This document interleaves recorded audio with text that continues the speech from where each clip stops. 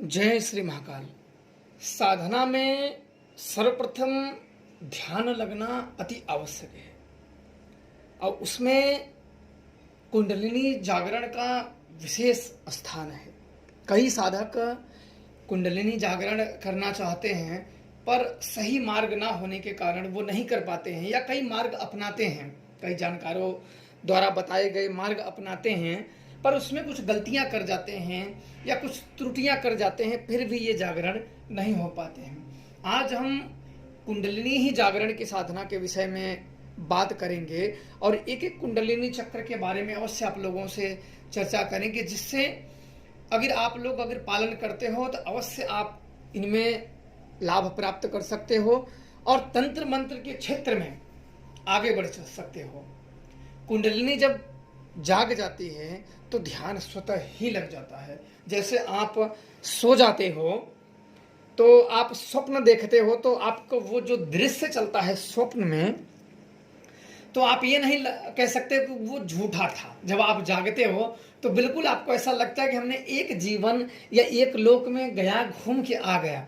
अब आप सोचिए कि अगर आपकी कुंडलिनी शक्ति जागृत हो जाए, अब आप जब चाहें ऐसे लोकों में जा सकते हो और ऐसी चीज़ों से मिल के वो चीज़ हो के आप वापस अपने शरीर में आ सकते हो, तो कितनी अच्छी बात है।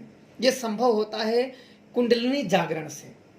जब हमारा शरीर गहन ध्यान में चला जाता है, एक तरीके से निद्रा में चला जाता है। चीर निद्रा मृत्यु को बोलते हैं।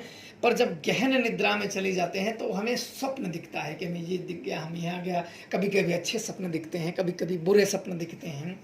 ये गहन हुआ। हम तो मर तो जाते नहीं है। कोई भी व्यक्ति जब सो जाता है तो मर तो जाता नहीं, उसे बिल्कुल गहन ध्यान की अवस्था में चला जाना बोलते हैं, जिससे निद्रा की अवस्था में चले जाना होता है। बिल्कुल शरीर की सुध नहीं, उसे बोलते हैं योग और ध्यान। जो आप बैठ जाओ तो आपको अपने शरीर की सुध ना हो, अपने इर्द गिर्द की एक्टिविटी का ज्ञात ना हो। ऐसा नहीं कि आप अब क्या करते हैं साधक, आपको पता ही है कि जब बैठ जाते हैं तो कुछ पत्ता हिल गया तो तुरंत डर जाते हैं। तो क्या ये ध्यान, उनका ध्यान जो है ना, वो किसी न किसी डर पे है, या किसी न किसी शक्तियों पे है, या किसी न किसी इच्छाओं के इर्द गिर्द घूम रहा है।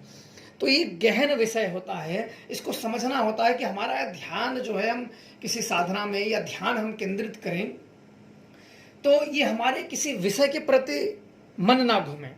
बिल्कुल गहरा में गहराते जाओ, सारी चीज़ों को शून्य करते जाओ, किसी चीज़ पे ध्यान केंद्रित मत करो। चाहे वो जड़ हो, चैतन्य है, वो कुछ भी हो, किसी चीज़ पे, अपनी इच्छाओं पे कुछ भी ध्यान मत करो। बस गहराइयों में उतरते जाओ, बिल्कुल शून्यता में चले जाओ, शून्यता में चले जाओ। इसका अभ्यास करना होता है। ये एक दिन की क्रिया नहीं होती। इसका अभ्यास करना होता है, निरंतर अभ्यास करना होता है। कुछ समय के बाद ये धीरे धीरे धीरे धीरे परिस्थिति आपके अनुकूल बनने लगती है। परिस्थिति जब आपके अनुकूल बनने लगती है तो स्वतः ही आपको मार्ग मिलने लगता है। जैसे कहते नहीं है कि आप ये जो कुंडलिनी जागरण है, एक पे रुक नहीं सकते हो। एक जागेगी तो दूसरा मार्ग आपको दिख जाएगा, दूसरा जागेगा तो तीसरा दिख जाएगा, तीसरा जागेगा तो चौथा दिख जाएगा, चौथा जागेगा तो पांचवा, पांचवा जागेगा तो छठवां, छठवां जागेगा तो सातवां। आप पहले जगह पे खड़ा होके पूरा कुंडलिनी का निर्धारण ना करें। कोई भी जानकार हो जो कर रहा है, किसी का भी शिष्य हो, पर वो पहली जगह पे मूलाधार चक्र के ही इर्द गिर्द घूम के पहले ना देखे कि हम वहां तक चले जाएंगे। पहले आप ये करते चलो, क्योंकि आपके मनोभाव में चेंज आएगा, बदलाव आएगा, कुछ ज्ञान मिलेंगे, कुछ जानकारियां मिलेंगी। आप जब एक एक चीज, एक एक पग बढ़ाते चलते हो तो आप उनमें कुछ ना कुछ आपको अनुभव होता चला जाएगा, जो प्रकृति आपका मार्गदर्शन करने लगती है। एक कहावत है, मेरे गुरुदेव कहते हैं कि कुंडलिनी योग में अगर आगे बढ़ा जाए तो सबसे पहले अपने भीतर को शून्यता लाया जाए। ऐसे स्थानों पे किया जाए, या रात्रि के समय में किया जाए, या तो ऐसे पहाड़ों पे किया जाए, और उस व्यक्ति को बिल्कुल मित्रता या किसी ऐसी चीज से ना जोड़ा जाए कि जो वो लक्ष्य बनाए। जैसे कोई व्यक्ति होता है ना कि हमें पैसा वाला बनना है, या हमें अमीर बनना है, या हमें ये करना है, हमें वो करना है। ये क्या होता है, ध्यान को भटका देती है। कुंडलिनी जागरण में ये ध्यान को भटका देती है। आप कुछ समय तक बैठोगे, आप जिस शक्ति या जिसका ध्यान करोगे, फिर आपका ध्यान पता नहीं कब सड़क के उस पर चला जाएगा कि हमें तो ये करना है। आप ना चाहते हुए भी आपका ध्यान उस पर फिसल जाएगा। कई साधक ध्यान करते हैं तो उनको ये पता होगा, मंत्र जाप आप लोग करते होंगे तो आपको लगता होगा। मैंने मैंने मंत्रों को जाप किया है, साधनाएं की, तो इसलिए मैं अपने अनुभव बताता हूँ कि जब आप मंत्र जपते रहते हो तो अचानक वैसा लगता है जैसे सो के उठ गए हों, नींद लग रही हो। स्टार्टिंग में ऐसा होता है, पर ये धीरे धीरे ना इस चीज़ को समझ जाओगे तो आ जाएगा। सबसे पहले इन चीज़ों में सांसों में ध्यान दिया जाता है। याद रखना, अभी मैं कुंडलिनी जागरण के बारे में बता रहा हूँ, अभी एक एक चक्र के बारे में बताऊंगा कि इसके कैसे कैसे क्या क्या करना चाहिए, वो स्टेप बाय स्टेप इसकी जानकारी के पार्ट में बनाऊंगा ताकि आप लोगों को ये समझ में आ जाए। अब एक कुंडलिनी जागरण पे एक ही वीडियो बनाऊंगा ताकि वो अन्य बातों के इर्द गिर्द ना घूमे, जिससे भटकाव और आप लोग भी समझ सको और आप लोगों को भ्रम ना हो। इसलिए पहले ये जानना जरूरी होता है कि जब कुंडलिनी जागरण हो तो अधिक से अधिक रिश्तों में बझे ना रहें। जैसे रिश्ता ऐसे होता है कि हाथ पांव पैर पैर सभी बंध जाते हैं। कई रिश्तों में आपको मिठास मिलती है तो कई में खटास मिलती है। कई रिश्तों में उच्चतापन होता है तो कई में नीचतापन होता है। उच्चता नीचता का मतलब ये होता है कि कई में आपके रिश्ते सही होते हैं, कई में आपके खराब होते हैं। कोई मित्र बन जाता है तो कोई शत्रु बन जाता है। ये अपनी ही देन होती है, हम इसे खुद उत्पन्न कर दे, हमें कोई दूसरा नहीं। हम अपने सोचों को, जैसे कभी कभी परिस्थिति के हिसाब से हम उस चीज़ को सही मान लेते हैं, बाद में हमें उस चीज़ का पछतावा होता है। तो कोशिश करें कि बिल्कुल अकेले हो जाएं। अगर आप तंत्र क्षेत्र में अगर अकेले हैं तो किसी को आप ना तो बनाने का प्रयास करें कि नहीं हम तुझे बना देंगे, क्योंकि ये आप इसमें भ्रम जाएंगे और आप अकेले भी हो फिर भी आप फंस के, और वो अकेला भीपन आपका निकल जाएगा जो आपको मुक्ति का मार्ग, जैसे कई लोग कहते हैं कि हम भगवान की भक्ति करेंगे और हमें कुछ नहीं चाहिए, तो उनको मार्ग मिलता है, पर कई ऐसी मोह को, माया को लाद लेते हैं अपने ऊपर कि जो उन्हें ना चाहते हुए भी उनका सहयोग करना पड़ता है। और एक एक दिन हम अपने काल के नजदीक जाते जाते हैं। मृत्यु हमारे एक एक पल हमें वो अपने नजदीक लेके जा रही है। हम जवान थोड़ी हो रहे हैं, हम अपने जब से हम जन्म लिए हैं एक एक पल हम अपने मृत्यु की तरफ अग्रसर होते जा रहे हैं। जितने भी हमारे उम्र के लोग हैं, चाहे उनसे मित्रता कर लो चाहे शत्रुता कर लो, जैसी मर्जी। शत्रुता या मित्रता क्यों होती है? आपस में जब गुण मिलते हैं तो मित्रता होती है, और जब आपस में कुछ अवगुण उसको दिखने लगता है, कुछ अवगुण उसको दिखने लगता है, तो वो शत्रुता में बदल जाती है।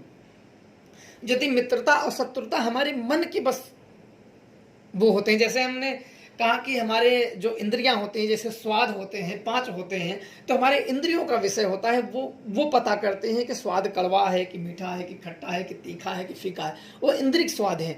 वैसे हम किसी बातों को अगर दुर्गुण मान लेते हैं तो उसमें हमें खट्टापन या हमें वो नकारपन आ जाता है, तो वो ऊबपन आ जाती है, उससे हमें शत्रुता उत्पन्न होने लगती है, और वो शत्रुता काफी लंबा पीछा करती है, वो खिन्नता मन मिला देती है, वो कहीं ना कहीं वो किसी उसमें हमें खिन्नता भटकाव ला देती है। इसलिए ध्यानियों को सदैव इस बात का स्मरण रखना चाहिए कि बिल्कुल वो अकेले हो जाए। अगर वो सच्चे में अगर ये ईश्वर को पाना चाहते हैं, उनमें लीन होना चाहते हैं, तो इन मार्गों को मैं अपने गुरु के बताए हुए मार्गों को अवश्य बताऊंगा, शायद आप लोगों के जीवन में काम ही आ जाए। सुन लें, करना हो ना करना हो वो आपके ऊपर है, इसलिए जान लें, समझ लें तो अच्छी बात है। हनुमान जी कहे हैं कि ज्ञान की बातें अगर शत्रु के ऐसी मुंह से भी निकले ना तो फिर भी उसे ग्रहण कर लेना चाहिए। ज्ञान ज्ञान होता है, कहीं से भी हमें मिले। तो ऐसे लोगों को बिल्कुल अकेले हो जाना चाहिए और अपने चीजों को ध्यान, अपने अंदर की गहराइयों को, सांस पे केंद्रित करें, उस प्राण ऊर्जा पे केंद्रित करें, उस ऊर्जा पे अपने सांसों को नियंत्रित करें, और ये महसूस करें कि जो हम सांस ले रहे हैं वो हमें प्राण ऊर्जा दे रही है, हमारे मतलब रोम रोम चैतन्य कर दे। कहाँ से? बिल्कुल गहरी सांस लें, गहरी सांस लें और फिर गहरी सांस को फिर वापस बाहर छोड़े, फिर गहरी सांस लें। विचारों को बिल्कुल शून्य करें, किसी अन्य विचारों को ना आने दें। मित्रता हुई, घर परिवार संबंध, किसी भी चीजों को अंदर प्रवेश ना करने दें। जिस क्षण वो प्रवेश करेंगे वो आपको तुरंत ही भटका देंगे। कोई अंग ना हिलाएं, जैसे आपको किसी अंगों पे ध्यान नहीं करना है। कुछ लोग हाथ पैरों पे ध्यान कर लेते हैं, सिर पे ध्यान कर, किसी अंगों पे ध्यान नहीं करना है, क्योंकि आप अपने भीतर ध्यान कर रहे हैं, अंगों पे नहीं, अपने उस सांस पे ध्यान करना है। ध्यान रखना चाहिए। अगली चीज जो आएगा मूलाधार चक्र के बारे में बताएंगे, तो ये आप अपने सांसों पे ध्यान करें और ध्यान करते हुए उस सांस को खींचें और अंदर अपने महसूस करें कि वो प्राण ऊर्जा अपने शरीर में सभी जगह जा रही है, फिर वापस वो बाहर आ रही है, गंदगी को बाहर चीज छोड़ रहे हैं, फिर प्राण ऊर्जाओं को खींच रहे हैं, फिर बाहर। ये सात्विक क्रिया होती है, तामसिक का इसमें कोई स्थान नहीं होता है। इसलिए ऐसे चीज़ों को शमशानों से दूर किया जाता है। किसी मंदिर में या घर में या खुले में या पहाड़ों पे सर्वश्रेष्ठ मानी जाती है, पहाड़ों पे सर्वश्रेष्ठ और अति उत्तम मानी जाती है। और ये चीज़ अगर अभ्यास करता जाए तो प्रकृति उसके लिए ज्ञान का मार्ग खोल देती है, स्वयं ही प्रकृति ज्ञान का मार्ग उसके लिए खोल देती है। तो आज के लिए बस इतना ही। आगे हम जब इस चक्रों के बारे में, मूलाधार चक्र के बारे में, सातों चक्र के बारे में बताएंगे, अवश्य इसको करना और जीवन में लाभ उठाना। जय श्री महाकाल।